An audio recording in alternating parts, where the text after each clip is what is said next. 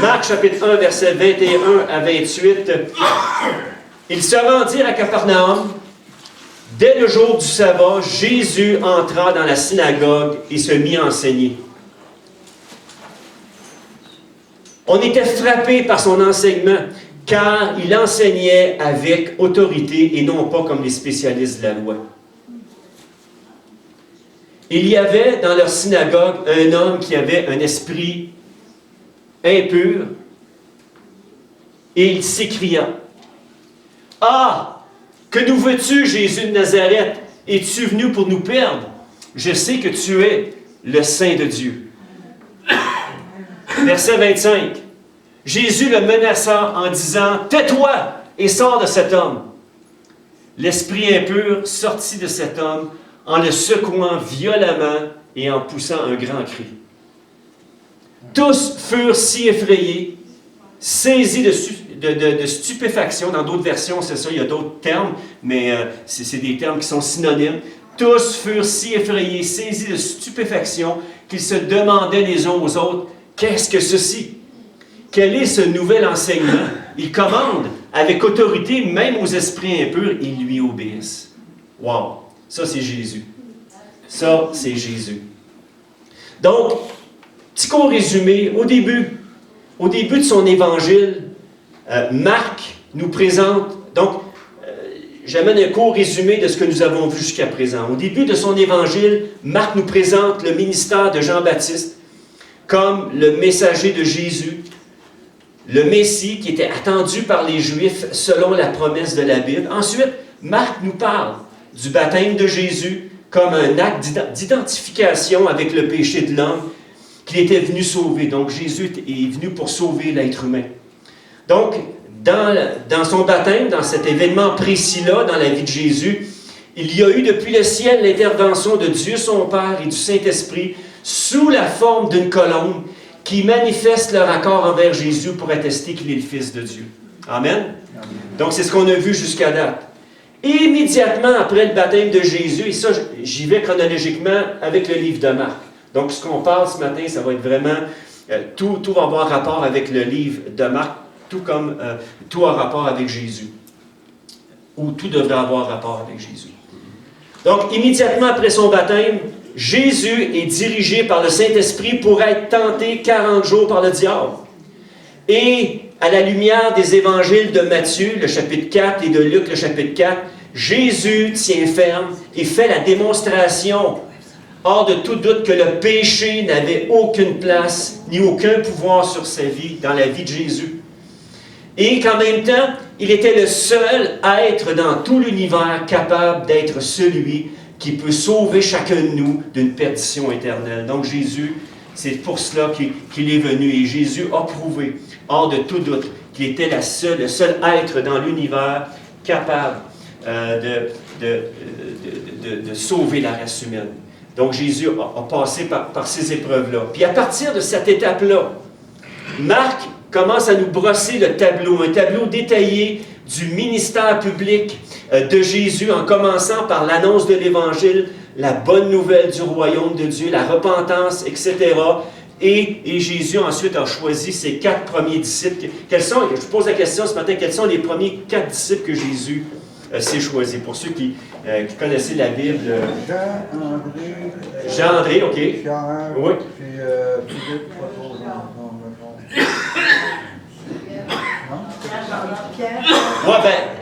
Oui, c'est ça. Pierre, Jean-Jacques et puis André. Donc, il y a Pierre, son frère André. Ensuite, il y a Jacques et son frère Jean. Donc, oui, puis vous savez, un petit détail en passant, parce en étudiant les textes cette semaine, je me suis rendu compte que au début de leur ministère, au début du ministère de Jésus, Jésus les a choisis. Écoutez, ça peut être significatif pour quelqu'un ce matin, ou non, ça peut être un détail qui peut peut-être changer quelque chose. Mais au début du ministère de Jésus, Jésus a choisi ces 4 premiers disciples-là. Donc, Pierre, André, Jacques et Jean. Et à la fin de son ministère, juste avant que Jésus se fasse crucifier, qui y avait dans le jardin? Il y avait Pierre, Jacques et Jean qui étaient là. Donc, ces disciples-là. Et puis, vous savez, dans la façon que Jésus fonctionnait, il y avait les 12 qui étaient là. Donc, ça représentait ceux qui étaient le plus près de Jésus. Il y avait les 70 et le cercle s'éloignait après ça vers les gens. Mais Jésus avait un disciple qui s'appelait Jean, et puis Jean, à un moment donné, parle de Jésus, le disciple qu'il aimait. OK? Donc, Jean était le disciple que Jésus aimait. Et puis, vous savez, Jésus avait des disciples qui étaient plus près de lui. Tout comme Jésus se cherche des gens qui désirent être plus près de lui chaque jour, à chaque jour. Et c'est tellement important de réaliser que dans la mesure où je m'approche de Jésus, dans la mesure où lui agit au travers de ma vie, agit dans ma vie tout simplement. C'est bon ça va jusqu'ici? Donc, dans l'épisode que nous allons étudier ensemble aujourd'hui, OK, dans l'épisode qu'on va étudier ensemble aujourd'hui, Jésus, avec ses premiers disciples, donc Simon, André, Jacques et Jean, vont à la synagogue de Capernaum, et là, Jésus va commencer à dévoiler son identité et la mission pour laquelle il est venu sur la terre. Donc Jésus, à partir de ce moment-là, commence à dévoiler la mission et le pourquoi qu'il est venu sur la terre. Donc, le premier point que je pourrais dire ce matin, je vais juste reprendre ma petite chose ici. OK. Et sa réputation gagnait aussitôt toute la région. OK. Jésus, donc le premier point que j'aimerais regarder avec vous, c'est que Jésus enseigne avec une pleine autorité. Donc, le verset 21, donc on y va du verset 21 à aller jusqu'au verset 28. Jésus est invité à enseigner dans une synagogue, dans l'Évangile de Marc, chapitre 1. Et tous les versets qu'on va voir ce matin, du 21 à 27, c'est tout collé après le chapitre 1 de Marc. Donc, Jésus est invité à enseigner dans une synagogue. Donc, il est souligné dans les Évangiles que Jésus avait l'habitude d'assister au culte et il était souvent invité pour partager l'enseignement des Écritures. Donc, si Jésus commence à enseigner, c'est parce que le responsable de la synagogue l'a invité à emmener la parole. Donc, déjà, Jésus commençait à se faire une réputation et Jésus allait à tous les samedis. Donc, le jour du sabbat, Jésus était toujours à la synagogue pour aller soit partager ou prendre part au culte, tout simplement. Et dans Matthieu, chapitre 9, verset 35, ça nous dit « Jésus parcourait toutes les villes et les villages. Il enseignait dans les synagogues. » Donc, il était invité souvent parce que, sans aucun doute, ses paroles étaient percutantes, donc les gens voulaient l'entendre. Et les paroles de Jésus, il faut le dire, elles sont percutantes. Elles ont ce pouvoir de nous transformer. Donc, il proclamait la bonne nouvelle du royaume, guérissait tous les maladies et toutes les infirmités. C'est ce qu'il faisait Jésus quand il allait à la synagogue. Il faisait ailleurs aussi. Luc 4,15 nous dit, il enseignait dans les synagogues et tous lui rendaient gloire. Donc, comme dans l'épisode qui nous concerne aujourd'hui, dans la portion qui nous concerne aujourd'hui, Jésus est à Capernaum et il se rend à cette synagogue-là parce que c'est le jour du sabbat, tout simplement. Nous, on fait nos cultes le dimanche parce que quand Jésus est ressuscité, il est ressuscité un dimanche. Et là, pourquoi nous ne faisons pas nos réunions le samedi au lieu du dimanche? C'est parce que Jésus, étant donné qu'il est ressuscité le dimanche, les disciples ont cru bon de faire des réunions le dimanche, tout simplement. Si on regarde dans les Actes des Apôtres et tout cela, on a des indications là-dessus. Donc, c'est pour ça que nous faisons nos réunions le dimanche en souvenir pour se rappeler que Jésus est ressuscité un dimanche. Et c'est pour ça qu'on le fait. Donc, un autre petit détail peut-être important à souligner. Il y a une autre chose aussi que j'aimerais mentionner. Puis le concept peut-être que ça fera rien à votre vie, mais c'est quand même peut-être intéressant à savoir que le concept des synagogues trouve leur origine dans la tradition juive durant l'exode des Juifs à Babylone. Quand Israël, ensuite, quand le Juda, je dirais la tribu de Juda et Benjamin, Jérusalem ont été amenés en captivité eh bien, ils ont été éloignés de leur lieu de culte.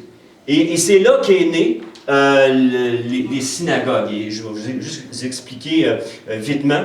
Donc, quand le peuple juif s'est retrouvé en captivité, il n'y avait plus aucun accès au temple de Jérusalem pour réaliser leur dévotion selon leur coutume, tout simplement.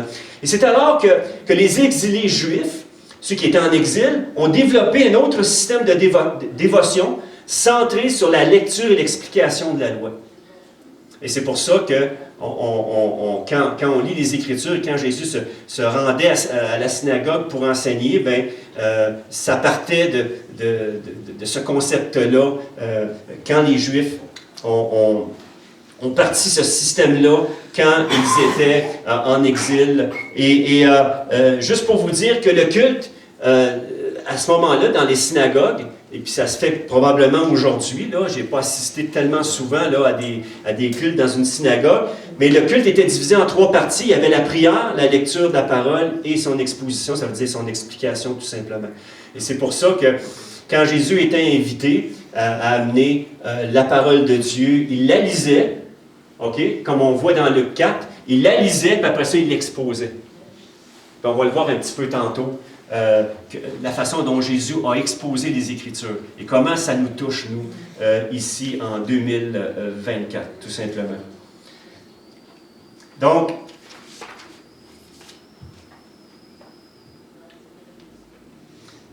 Jésus enseigne avec une pleine autorité. Donc le verset 22 nous dit, les gens sont... Donc le verset 22 nous dit, on était frappés par son enseignement, car il enseignait avec autorité et non comme les spécialistes de la loi. Et ici, le verset 22, c'est seulement une courte explication. C'est que les gens, quand ils entendent Jésus, ils sont impressionnés, ils sont frappés, ils sont bouleversés, ils sont impactés dans leur vie par la façon dont Jésus parle. Puis je vais vous expliquer pourquoi les gens étaient impactés de cette façon-là, impactés. Donc, le pourquoi? Parce que Jésus enseigne et s'adresse aux gens avec une autorité qui libère les cœurs du pouvoir du diable et du péché. Jésus avait cette capacité-là, par la puissance du Saint-Esprit, de s'adresser aux gens, de s'adresser au cœur, de s'adresser aux besoins des gens. Et il y avait une réelle transformation. Des gens qui étaient réceptifs à sa parole, qui recevaient sa parole, étaient touchés, étaient transformés. Et moi, en tout cas, dans ma vie, c'est ce que ça a fait. Quand je suis rentré en contact avec la parole de Dieu, avec le message du salut, ça a impacté ma vie parce que c'était les paroles de Jésus. Que Jésus pouvait me sauver, que Jésus pouvait me transformer. Et c'est ce qu'il fait encore aujourd'hui dans ma vie. Il continue à me faire grandir, à me peaufiner et à m'amener là où il veut, tout simplement, dans la maturité, tout simplement, toujours plus près de lui. Donc, Jésus s'adresse aux gens avec une autorité qui a le pouvoir de transformer les gens. Et le mot « autorité » dans la Bible, c'est une traduction donc la traduction grecque du mot « autorité », c'est « exousia », qui veut dire qui prend le sens d'une pleine capacité dans l'exercice d'une influence sur les gens ou d'un pouvoir total sur toute la puissance de l'enfer. Donc, Jésus avait cette autorité-là, qui avait une autorité absolue sur toute chose. Quand Jésus a dit à Lazare, sors, puis Lazare, ça faisait 4 jours qu'il était mort, et qui était dans le tombeau et qui commençait à sentir que les vers commençaient à se payer le snack, quand Jésus a dit « sors », Lazare est sorti. Excusez-moi le terme, là, mais c'est ça, parce qu'il fait chaud. C'est des pays où est-ce qu'il fait chaud, fait que c'est pas long que le corps se décompose. Vous êtes d'accord avec moi, mais c'est dégueu un peu, fait que je vais essayer d'éviter de trop rentrer dans les détails. Mais écoutez, juste vous dire, Jésus, il a juste parlé, et Lazare est sorti. À combien plus forte raison quand Jésus parle? Il peut te toucher puis changer ta situation, ou toucher ton besoin, ou te guérir, ou peut-être refermer des blessures dans ton cœur, ou t'aider même à pardonner. Ce qui te paraît peut-être insurmontable présentement, Jésus peut t'aider à le faire, par sa parole. Est-ce que vous me suivez ce matin? Comme Jésus est invité ce jour-là par le chef de cette synagogue, il prend la parole et il commence à enseigner aux gens qui s'y trouvaient. Et contrairement aux chefs religieux de son époque, Jésus s'exprimait avec une parfaite autorité spirituelle et non d'une façon mécanique et monotone, très plate et endormante. Moi, là, vous savez, vous savez quand est-ce que je réalise que j'amène un message plate? C'est quand j'envoie dormir. Là, je me dis, là, mon Luc, va falloir que tu fasses quelque chose, là. Va falloir que tu arranges tes affaires un peu mieux, là. Mais il y en a qui dorment parce qu'ils sont fatigués, puis ils ont fait du chemin, et puis tout ça. Non, regardez, il n'y a pas d'esprit de condamnation en Jésus-Christ. Non, sentez-vous pas condamnés parce que je dis ça, là. Non, c'est... OK. Fait que, même je ne regarderai même pas la personne, là, c'est correct. C'est bon, on passe. Mais juste vous dire ce matin, non, puis je le dis avec un cœur honnête. Quand Jésus parlait, là, ça brassait. Et ça brassait vraiment. Ça brassait dans le cœur. Ça brassait dans le domaine spirituel. Et c'est ce que Jésus nous appelle en tant qu'Église, à marcher près de lui. Je vais vous en parler un petit peu plus tard. Là, je suis en train de tout sauter mes points, là, mais on va y aller hors parole là, ce matin. Puis ça n'empêche pas le Saint-Esprit d'agir. J'ai un petit proverbe que j'ai inventé. C'est hier ou avant-hier, un petit proverbe que j'ai inventé. Donc, c'est le proverbe de Pasteur Luc. Donc, qui vient, d'après moi, sous l'inspiration du Saint-Esprit. Et je le dis, donc, je vais vous le montrer au tableau. Tout simplement, ce petit proverbe-là.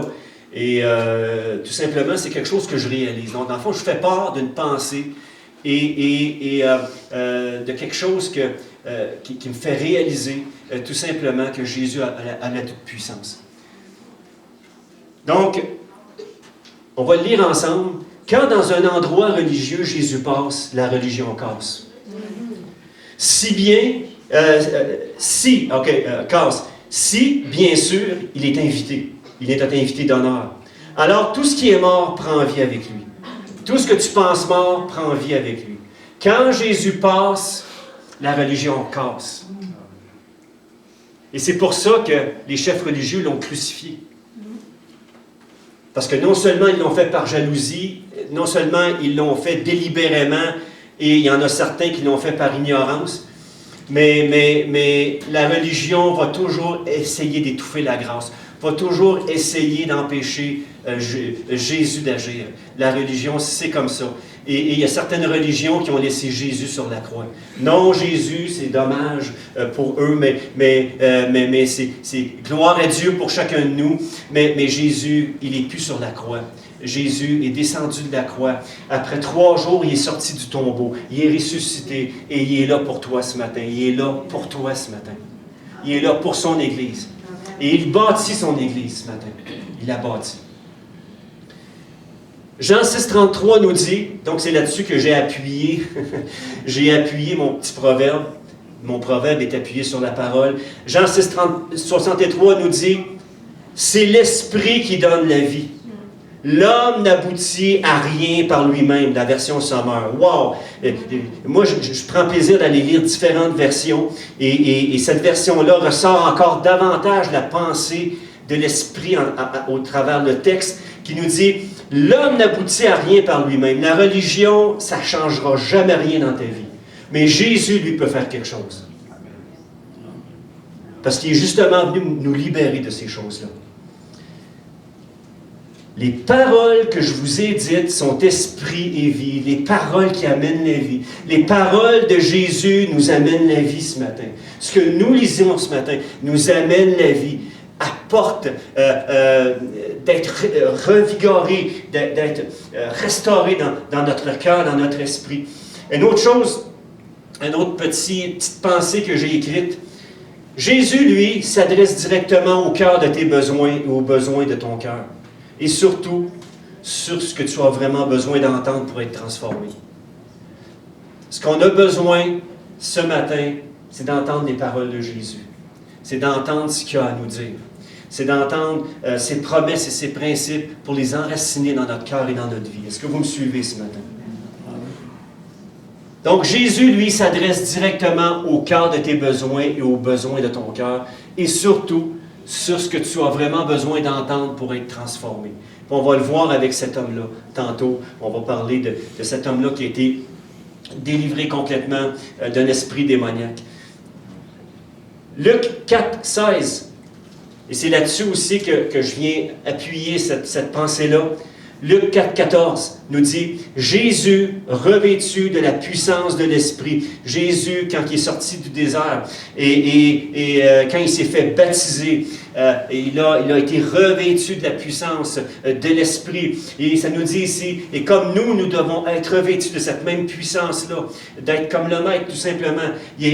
Ça nous dit qu'il est retourné en Galilée et sa réputation gagna toute la région. Dans le fond, c'est un texte simplement pour venir appuyer ce qu'on apporte ce matin.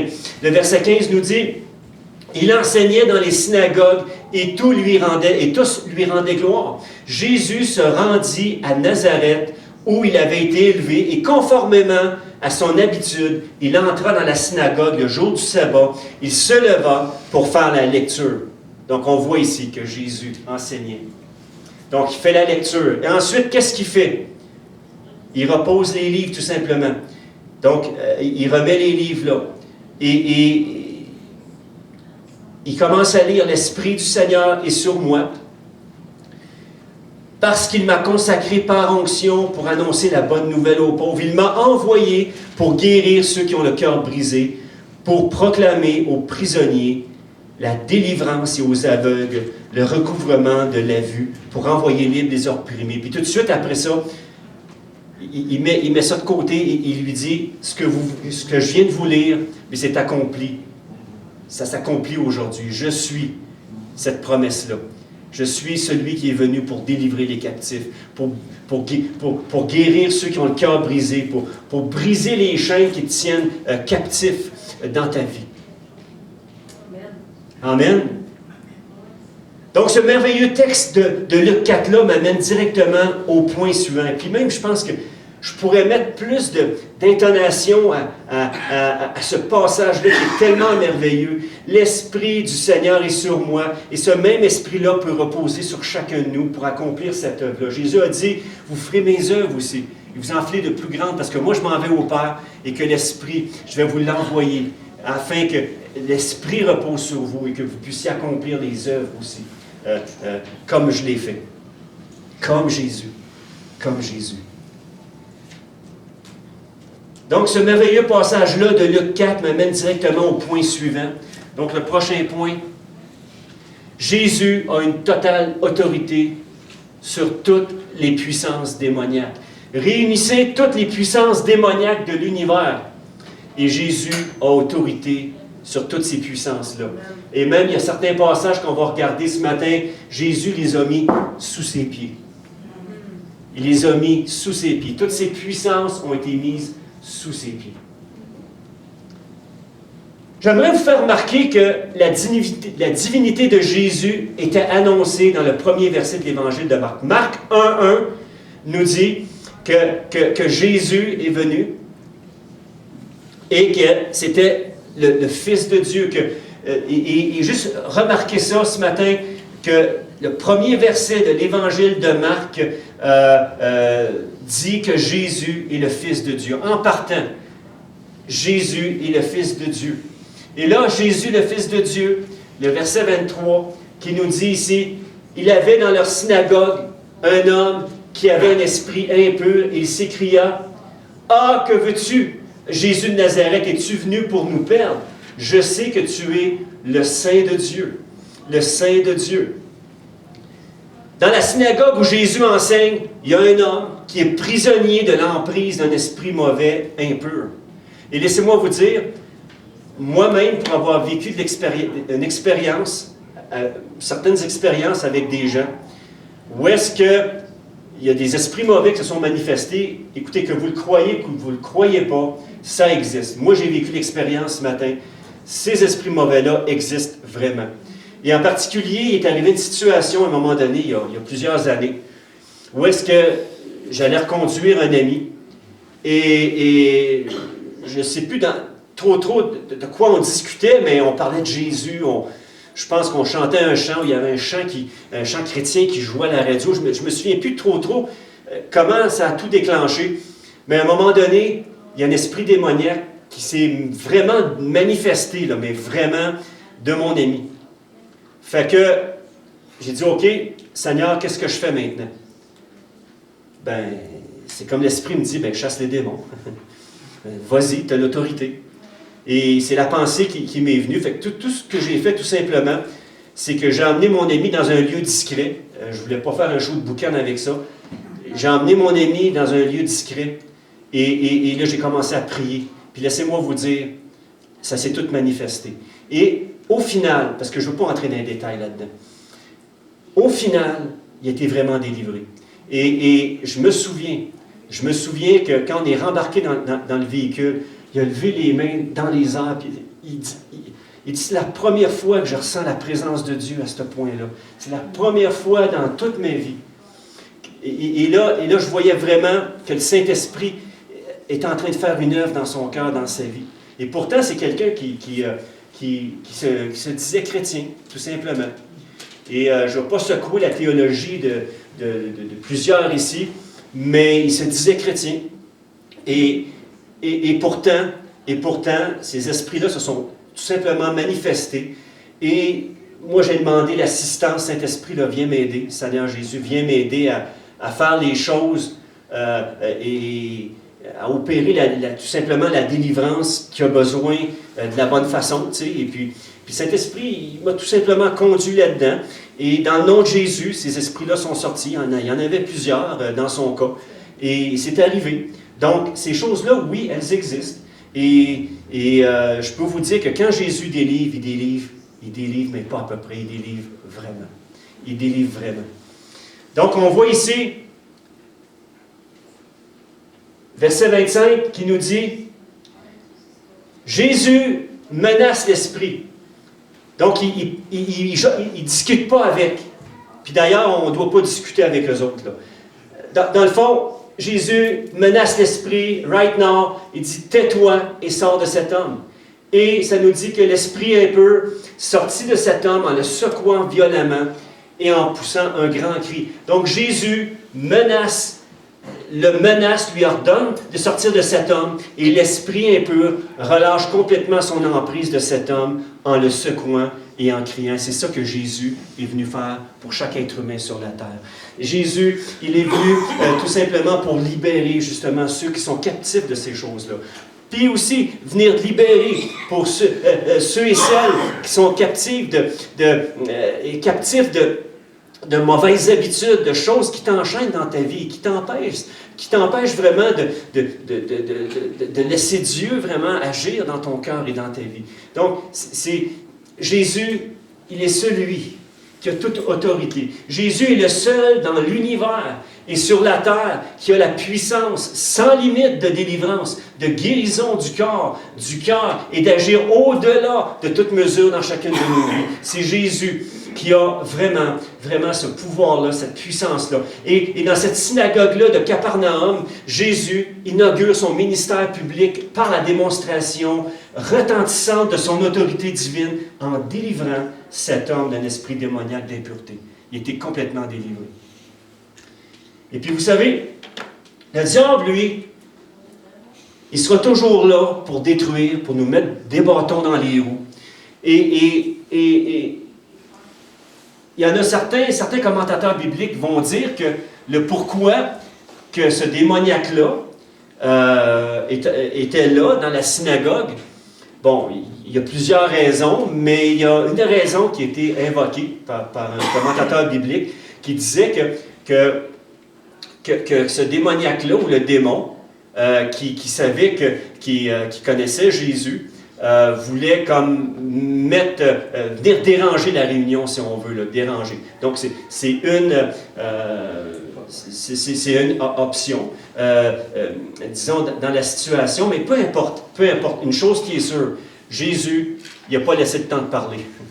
Puis pourquoi il a dit tais-toi? Parce que Jésus ne voulait pas non plus s'associer avec le démon sur le fait que le démon reconnaissait que Jésus était le Fils de Dieu. Et Jésus ne voulait pas associer les esprits démoniaques à lui-même. Et c'est pour ça qu'il a, par autorité, par puissance, il a dit à ce démon-là de sortir tout simplement. Et c'est ce qui est arrivé. Ce démon-là est sorti, cet homme-là a été délivré. Puis moi, je me mets à la place de la personne. Je me mets à la place de cette personne-là qui est délivrée par Jésus. Est-ce que vous pouvez imaginer le soulagement dans le cœur de cette personne-là? Le soulagement d'être délivré de cet esprit d'impureté-là qui rendait cet homme-là esclave peut-être depuis des années. Et combien j'ai entendu de témoignages de gens, de personnes qui ont été délivrés par Jésus de toutes sortes de choses. Et combien le soulagement et la liberté et la paix et la joie viennent remplir le cœur. Et j'imagine cet homme-là rempli de reconnaissance envers Jésus, rempli de joie. Le texte n'en parle pas, mais je m'imagine cet homme-là en train de louer Dieu, en train de remercier Jésus, puis dire « Merci Jésus, merci, merci Jésus, pour ce que tu as fait dans mon cœur, pour ce que tu as fait dans ma vie, pour m'avoir libéré des chaînes de ce mauvais esprit-là. » Contrairement à la religion, Jésus agit par la puissance du Saint-Esprit pour délivrer les captifs du pouvoir du péché et du diable. Ça nous est dit ici, versets 27 et 28, les gens qui ont été témoins de cet événement sont complètement renversés par la puissance de l'autorité de Jésus. Pour eux, c'est du jamais vu. La renommée de Jésus se répand dans toute la Galilée à ce moment-là. Et la Bible nous dit, le voleur ne vient que pour voler, que pour égorger et détruire. Moi, je suis venu afin que les brebis aient la vie et qu'elle l'ait en abondance. Et quand je parle d'abondance ici, c'est une abondance de grâce, une abondance de paix, une abondance de joie, une abondance de tout simplement de vivre une relation profonde avec Jésus. Tu te lèves le matin et tu as cette opportunité-là d'aller dans ton lieu secret avec le Père Céleste et vivre cette communion-là avec lui et le laisser te toucher, te restaurer, te remplir de jour en jour. Et c'est ça l'abondance de Jésus. Et d'accomplir son plan pour ta vie, tout simplement. D'accomplir ta destinée. Je remercie Seigneur pour le merveilleux message que Frère Faustin a amené la semaine passée, quand il parlait de l'appel des disciples. Dans le texte, ça parlait que Jésus les appela, ils étaient pêcheurs de poissons avec leur papa, ils les appelaient aussitôt, ils ont décidé de suivre Jésus, ils ont tout laissé cela, puis ils ont décidé de suivre Jésus, coûte que coûte. Là. Ils n'ont pas attendu, ils ont suivi Jésus, et ils sont devenus ses disciples tout simplement. Et combien dans ce sens-là, quelqu'un qui devient un disciple de Jésus a accès à toute cette abondance de grâce et de paix et toutes aux ressources divines pour nous aider à accomplir ce à quoi nous sommes appelés à faire et à être. Est-ce que je peux entendre amène là-dessus? Donc, cette délivrance de la part de Jésus a produit chez les gens qui ont été témoins de cette scène un grand étonnement, un choc, dont ils vont rester marqués à vie. Quels sont ceux ici et celles, vous restez marqués à vie de souvenirs où est-ce que Jésus vous a vraiment touché, une situation où Jésus t'a vraiment touché, puis ça, tu ne peux pas l'oublier, tu sais que c'est Jésus qui l'a fait. Combien est-ce qu'il y en a ici qui peuvent dire, Jésus m'a touché, il m'a touché, puis ça, là, j'en reste marqué pour l'éternité, de ce qu'il a fait, de la façon qu'il a agi. Ça peut être une réponse à une prière, ça peut être une délivrance, ça peut être quelque chose que tu criais à lui et Dieu a répondu et t'en reste marqué ce matin. Encore, tu penses à cet événement-là, puis tu te dis merci Seigneur, il y avait juste toi pour faire ça, merci. Et puis là, il y a comme une reconnaissance qui est dans ton cœur, qui est là et qui est éternelle.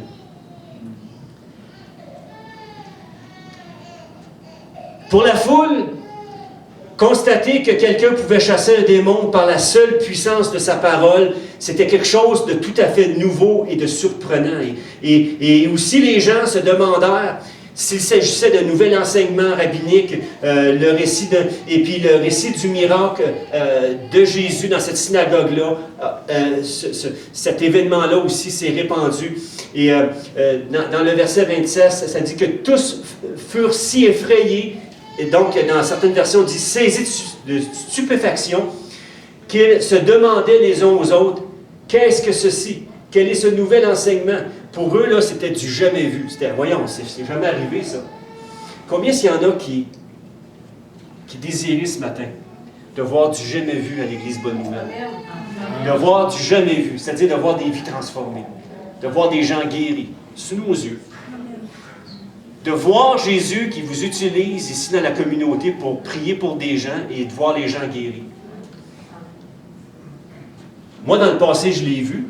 Mais moi, j'aimerais ça voir du jamais vu souvent. Du jamais vu tout le temps. J'aimerais ça avoir ça.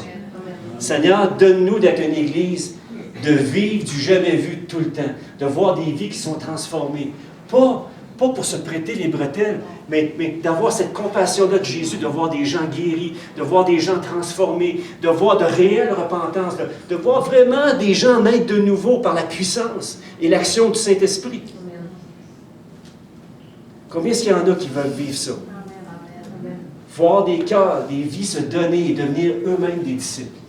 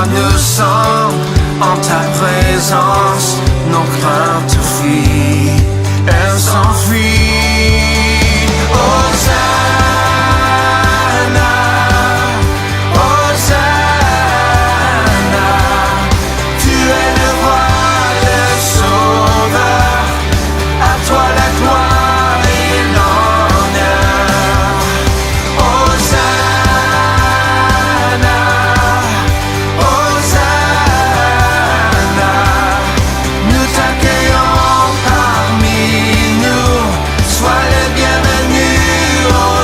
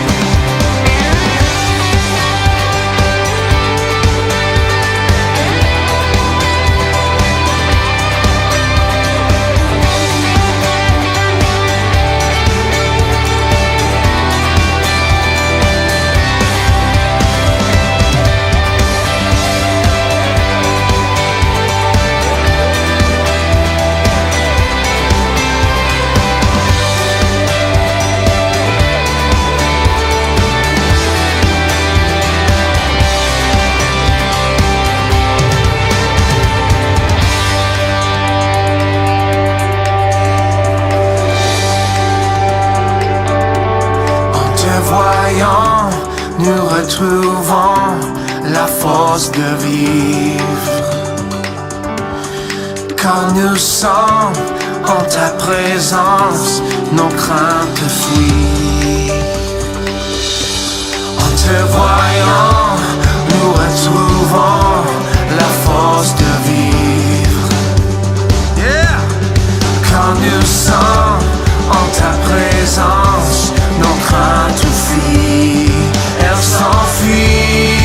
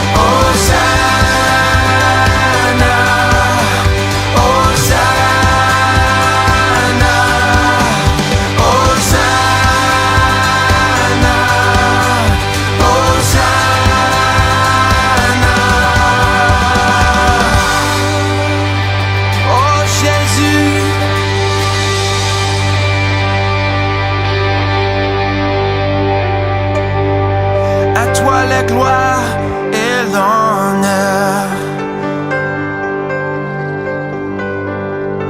Oh Jésus.